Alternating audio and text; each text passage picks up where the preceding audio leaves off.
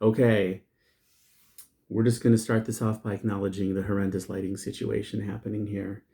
But I've had um, a long last 3 days, and my eyes are super sensitive, so I'm not going to turn on my LED light over here. Even though it's a soft LED, my eyes are just not up for that. And this cool 1920s lamp that I have here, 1940s lamp that I have here, I got it on purpose. Most of the lighting that I use in my house is like 1940s filament lights. So this has a cool cover where all the light just kind of blasts down, obviously under here, very bright. But I use this light as like one of my primary indoor lights. And that is to keep my eyes from hurting, etc. Oops, that's the wrong way. I'm using a DJI Osmo here, so I'm still trying to figure it out. Anyway, all right, I'm going to try to keep this concise and focused. And yes, my neighbors on the other side of the wall are very loud, so you'll probably hear them some. Okay, this one is about, so number one, this is the second episode. That sounds ridiculous. This is episode number 2. And I'm calling it something like exercise and TBI / post-concussion syndrome. And again, all of this is my perspective on my specific situation with exercise and post-concussion syndrome. I can't speak to what it is like for other people because, again, it's not a one-size-fits-all situation. All right, fun facts. Oh, by the way, I'm going off my list over here. Let's see if I can make my DJI go over here. Nope. There, see, there's my list that I'm reading from. All right, let's come back over here a little bit and then up. Oh my gosh, technology, love it. Okay, so fun facts. Before my traumatic brain injury, here's what my life was like. Exercise for me was something I did pretty much every single day. And I really loved working out outside as much as I could. But pretty much one of these things was happening pretty much every single day. I would hike with a sandbag. So I have a 12-pound Rogue Fitness sandbag filled with birdseed. And for years, I have had one of my favorite things to do is to find the steepest hill in the town, whichever town I was living in. I've moved around a lot. And I would hold it over my head and I would hike for an hour, usually, without lowering it. And so sometimes I would hold it with one arm and then switch with the other or both arms at the same time. And it's just been this thing I've been doing for at least since like 2015. One of my favorite things to do, find a super steep hill, go up and down it, or find a mountain, hike up the mountain, one way up, one way down, carrying this thing for about an hour. So I love difficult physical exercise. So sandbag hikes, trail runs, stand-up paddleboarding, bouldering, indoor or outdoor, the preference for outdoor. I also love to do yoga outside, Tai Chi outside. If I'm not doing one of those things, I would walk like 2 to 3 miles on a day, at a minimum, walk 2 to 3 miles a day. One of my other favorite things is open water distance swimming. Big fan of that. Not a ton of that in Iowa, but I'll get to that later. And then right before I had my accident, my son is 27, we were going to the gym like 5 days a week. And we've been doing that. I think we did that for like March, April, May. Yeah, we did that for like 3 months. We were going to the gym about 5 days a week. So a lot of days I would do a double day. I would hit the gym, work out for an hour or so, and then I would do the hill climb. Then the next day, hit the gym, maybe, walk at least a couple miles that evening or something. So, yeah, so I super duper loved to work out. That's the point I'm trying to drive home. I was not a normal level exerciser. I was like, basically, yeah, just going hard as much as I can, trying to stay fit at my age is difficult. And I also have a lot of old injuries. So if I don't stay in motion, everything starts to hurt. And so that's another reason why I tend to stay in motion. So my accident where I got the injury was June 23rd, where I got my concussion. So that's 7 months ago. So here's the checklist. In the last 7 months since the accident, I have done exactly one stand-up paddleboarding trip, just one. I have done 0 open water distance swims. I have done 1 indoor lap swim excursion, I guess you'd call it. I've done about 15 hill climbs with the weights, and I've done maybe 10 days of outdoor yoga. And then when I say days, that just means I went out and did it that day. 15 outings of outdoor Tai Chi. Normally I would do yoga and then Tai Chi. I've done 1 trail run. That's it. That's all I had. And I've been to the gym exactly 1 time in 7 months. The only thing I've been able to do reliably at all is because of my light sensitivity, I tend to not walk during the day. I usually walk at night. And no kidding, I wear sunglasses at night during my walks because the light sensitivity can be so bad that, like, if an oncoming headlight hits my eyes in just the right way, like, it's hard to explain. It's almost like a freeze ache from ice cream, where imagine if someone asked you a question right when you got the freeze ache. You wouldn't be able to process it. You'd be like, your brain would just be like, I'm too busy freezing to death. Please shut up.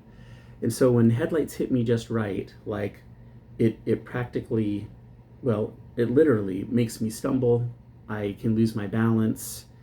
I will have a hard time remembering what I was thinking. It's like a big wash of light goes into my brain and just cancels out everything that was happening. So I wear sunglasses at night. Some nights are better than others, but the most consistent exercise I've been able to do is walk 1 to 2 miles an evening. I would estimate I do that about 3 times a week. And that's only been in the last 2 months out of the last 7. So for the first 5 months after the accident, I'd walk sometimes, but very infrequent.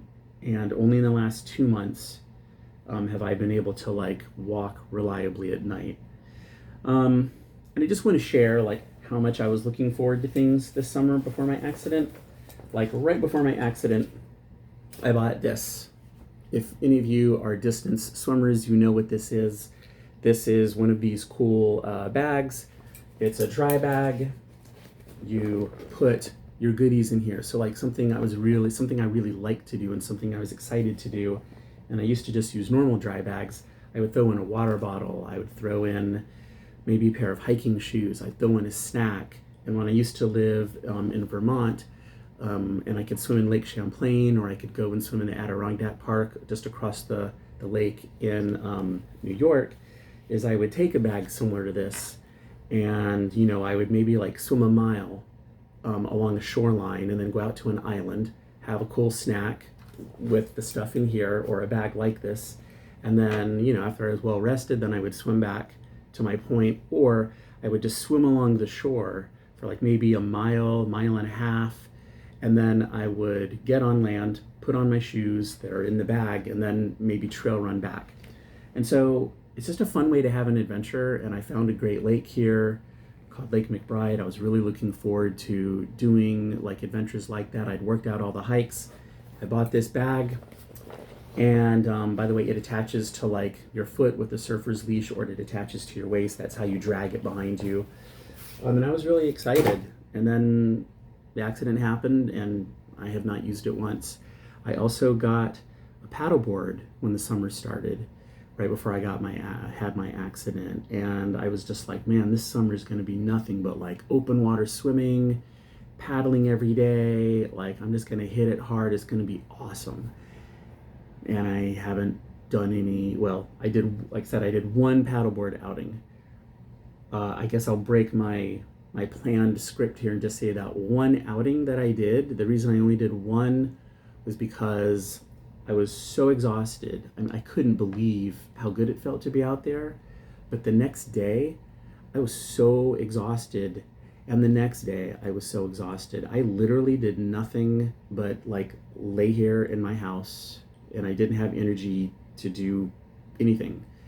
Normally I swear a lot more, but I'm trying to keep this stuff G-rated in case like brain injury groups like want to share this with their constituents or whatever. So I'm trying to keep it G-rated, but yeah, I my system was so tanked. I was like, okay, I need to be a lot more recovered before I try that again because there's other things I have to do with my life. I'm trying to figure out how to make a living again. It's just normal things I need to do, pay bills, like. So I was just like, yeah, I'm just not gonna paddleboard for now. So, um, oh, anyway, I guess that does kind of go into what I was saying. So that's why I have not exercised more. That's why I haven't pushed the limit. Is again, if you have done the spoon theory thing, which I just think is a great way to explain all this, and yes, you have to Google it. I'm still not going to explain it. That's a comment from the last episode. Is that I've had to ration the amount of brain power that's available to me, the amount of resources. So the executive functioning, social interaction, you know, physical exercise. So basically, I'm like, okay, what am I gonna ration today? What am I gonna devote which category? And so pretty much exercising makes me so symptomatic. The main things that make me symptomatic are fluorescent lights. That is the number one thing. Fluorescent lights are the devil.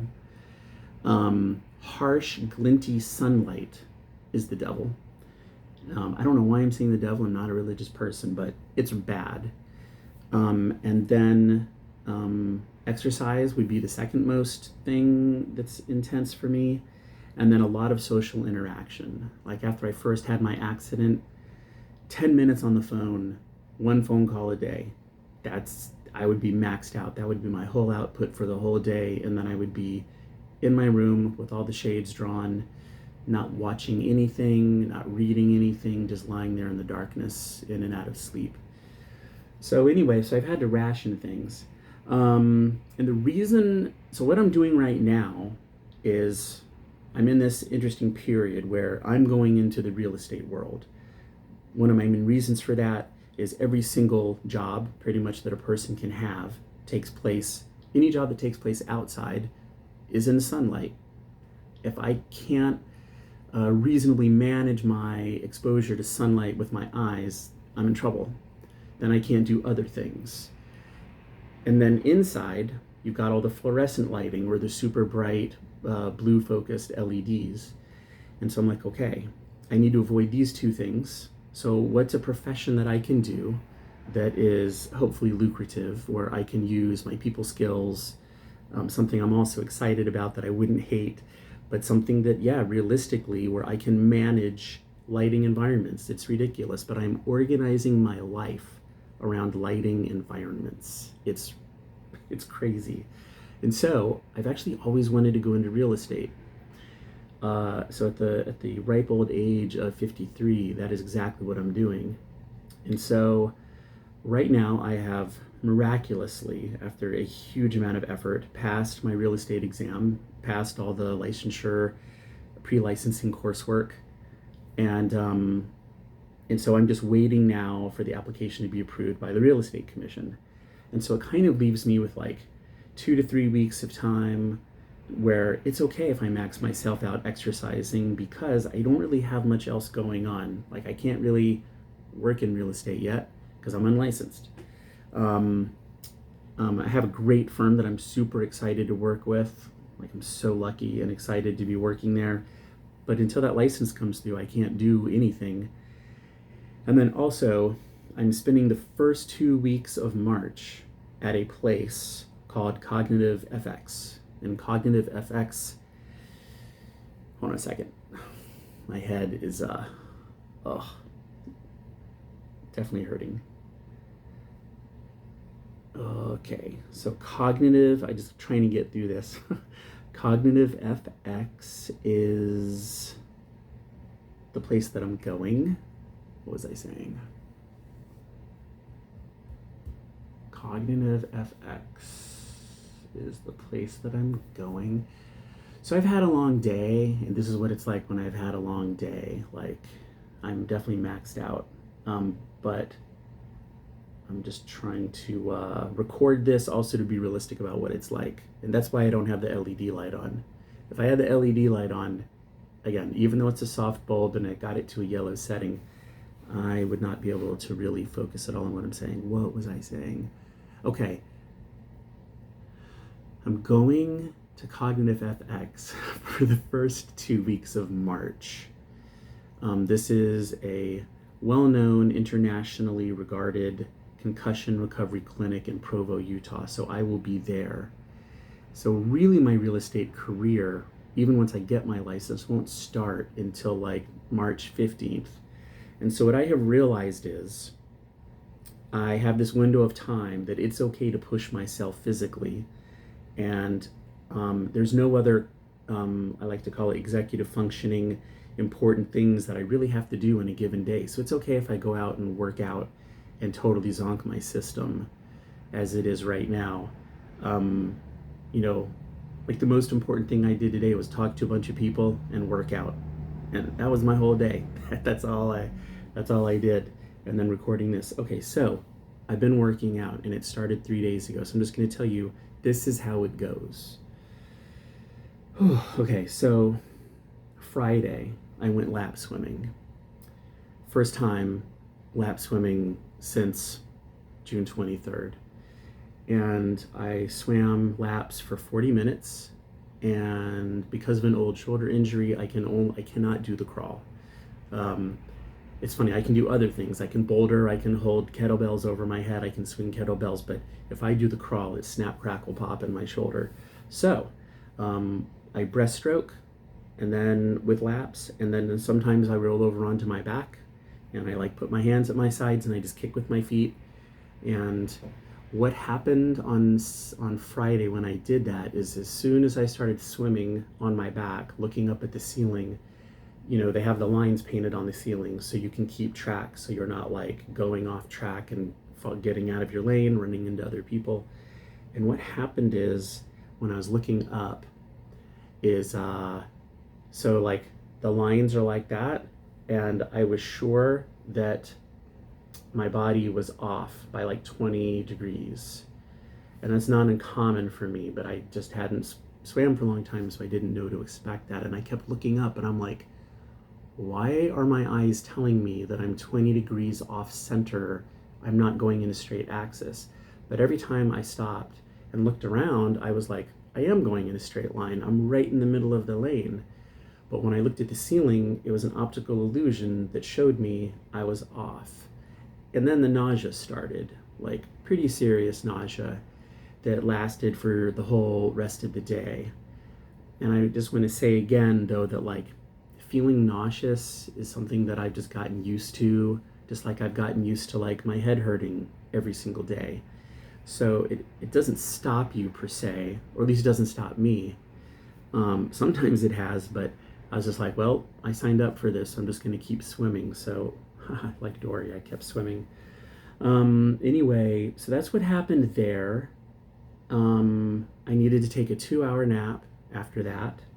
I woke up at 7 p.m. and I was like, I could turn off this alarm, even though I went to sleep at 5 p.m. and I could easily sleep probably until like 7 a.m. But I was like, no, I got to make myself get up. So I forced myself to get up and run a few errands that I had to do. Then I woke up Saturday morning and I had double vision. And that's causation. Like, I have not had double vision since, really the only time I've had like double vision for real is the day after the accident. That's how I kind of knew I was in trouble. That's what triggered me, besides the horrendous headache, that's what triggered me to go to the hospital.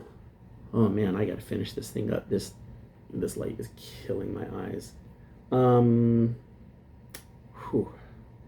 So I woke up with double vision, and it was interesting. It wasn't when I looked forward, but like if I looked at something off to the side, I would have double vision.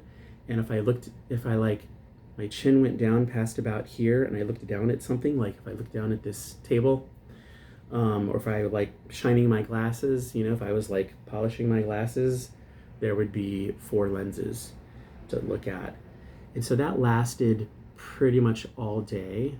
And then but it was slowly going away. So by the time it was like 9 p.m. at night, it was pretty much gone. But I mean, that's the way it is though. It's like, it wasn't even alarming because you get, one gets so used to these kinds of symptoms that you're just like, you know, if anyone else woke up with double vision, they might go to a doctor. But I'm so used to all these weird, random symptoms that I did not go to a doctor. Um, and then yesterday I did hike with a sandbag. I did a sandbag hill hike, which was fantastic. So great to be back out there. Okay, and here's another weird thing that happens after hiking. So Saturday night, right? Double vision's gone. That's great. But then what happened is, and I did take a nap yesterday as well too. I took another 2 hour timed nap. But what happened is I could not, I was just gonna say, dang it. Oh, I couldn't go to sleep. So insomnia has not been like a huge symptom for me, but when it has hit, there's been like 2 different nights where I easily, without any effort at all, just stayed up 24 hours in a row. Like I absolutely could not sleep. And that's related to something called dysautonomia. And dysautonomia is when like the thalamus and the hypothalamus and other things like that regulate hormones and things like that get dysregulated. And so I'll go into that whole thing later. But luckily I don't have that super strong. But yeah, last night I was up until 4:30 a.m. just laying there with a massive headache. My eyes were killing me.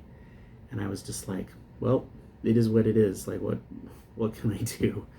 So yeah, that was that. And so then today, right? You would think after that, today would be really terrible. But here's what's funny. And this is how it goes. Everything is non-linear with concussion recovery. So today was just a crazy, amazing, good day. I went to a potluck with some new friends, like a potluck brunch thing. I got there at 11. I stayed there until 4 p.m.